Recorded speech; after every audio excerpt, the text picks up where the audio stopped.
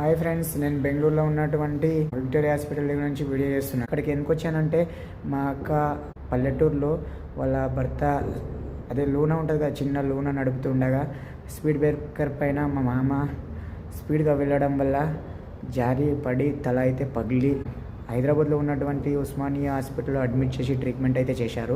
ఆ తర్వాత డిశ్చార్జ్ చేశారు. 4-5 డేస్లోనే కోలుకోకముందే డిశ్చార్జ్ చేశారు. బాగా అయింది, అంత నార్మల్ ఉందని. కానీ చూస్తే ఇంటికి వచ్చే వరకు కాల్ చేయలు పని చేయనట్లు అయ్యాయి. ఎంతకైనా మంచిది, బెంగళూరులో ట్రీట్మెంట్ బాగుంది కదా, మేము ఇక్కడనే ఉన్నాం కదా, ఇక్కడ అన్నీ చూసినాము 10-12 ఏళ్ళ నుంచి. కాబట్టి నేనైతే ఇక్కడికి తోలుకురావడం జరిగింది. ఇక్కడికి వచ్చిన తర్వాత డాక్టర్లు చూశారు, CT scan, X ray, chest X ray అన్నీ చేశారు. ఇంకా తర్వాత కంటి చూపుది దెబ్బతినింది, అది ఒకసారి చూపించండి అని చెప్పారు. చెవిలో రక్తం రావడం వల్ల చెవి డాక్టర్కి చూపించడం చెప్పింది. అది ఆ ప్రాసెస్లో మా అక్క సడన్గా బీపీ డౌన్ అయిపోయింది, ఆక్సిజన్ డౌన్ అయిపోయింది.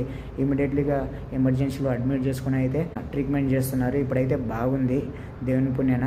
దయచేసి ఎవరైతే బైకులు నడుపుతున్నారో హెల్మెట్ పెట్టుకోండి. మా మామ తాగి బండి నడిపాడు.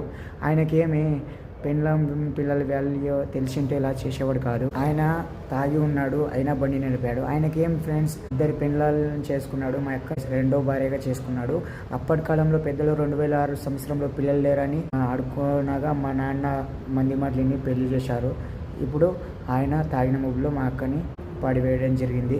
ఆయన చేసిన మిస్టేక్ని చూస్తుంటే కడుపులో మంట, బాధ. నాకు ఇంట్లో పిల్లలు జ్వరంతో బాధపడుతున్నారు. 2 ట్విన్స్ బేబీస్, ఒక పెద్ద పాప 8 ఇయర్స్ పాప. చాలా కష్టాలు ఉన్నాను. లాస్ట్ మంత్ December 13 మా నాన్న చనిపోయాడు. ఎన్నో కష్టాలు పడి బాధలో ఉన్నప్పుడు ఇలాంటిది జరగడం చాలా నా దురదృష్టం అని చెప్పవచ్చు. ఇలాంటి పరిస్థితి ఎవరికి రావద్దని కోరుకుంటున్న దేవుణ్ణి. ఫ్రెండ్స్, నేను అనుకుంటే మా మామని డ్రింక్ అండ్ డ్రైవ్ కేసులో వేయించవచ్చు. ఆయనకి పిల్లలు ఉన్నారు, చిన్న పిల్లలు, 8 ఇయర్స్ 10 ఇయర్స్ పిల్లలు ఉన్నారు. అలాగే ఒక పెద్ద పాప ఉంది, 10th క్లాస్ చదువుతుంది. ఫ్రెండ్స్, అందుకే చిన్న పిల్లలు బాధపడతారు ఆయనకి విడిచిపెట్టాను. ఆయనకు కూడా వయసు అయింది, ఎందుకని అయితే వదిలేశాను. ఏం చేద్దాం ఫ్రెండ్స్, టైం చెప్పలేము. ప్రమాదాలు అనేది చెప్పి రావు.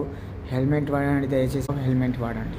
ఫ్రెండ్స్, ఊహించని సంఘటన అని చెప్పొచ్చు. మా అక్క ఎంత స్ట్రాంగ్గా, ఎంత కష్టపడి ఏం చెప్పినా పొలంలో పనులు, ఆ పనులు, ఈ పనులు, కూలి పనులు అన్నీ చేసి వాళ్ళకి సేవ చేసి పెట్టి పిల్లల్ని మంచిగా చూసుకునేది.